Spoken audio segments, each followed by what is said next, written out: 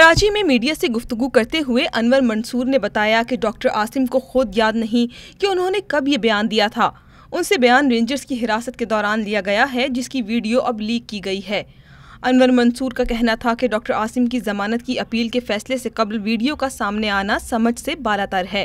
ATC court के अंदर एक हियरिंग हुई थी बेल की, और उसका ऑर्डर जो है वो 18 तारीख को आना है। आप ये देखिए, आज 16 तारीख है, कल रात को 15 तारीख को ये सडनली चलता है 3 दिन पहले, ताकि जजों को बायस कर किया जाए। उधर सखर में मीडिया से गुफ्तगू में फारूक एच नाइक का कहना था कि डॉक्टर आसिम के दौरान कैद दिए गए बयान की कानूनी हैसियत नहीं। डॉक्टर आसिम साहब की जो स्टेटमेंट जो रिकॉर्ड की गई है, जो कि जब वो कैद के अंदर थे, जो डिटेंशन के अंदर थे, 11(4)(E) of the anti terrorism act, मेरी नज़र में इसकी कोई कानूनी हैसियत नहीं है। दूसरी जानिब पीपल्स पार्टी ने डॉक्टर आसिम की वीडियो नशर होने की सख्त मजम्मत की है।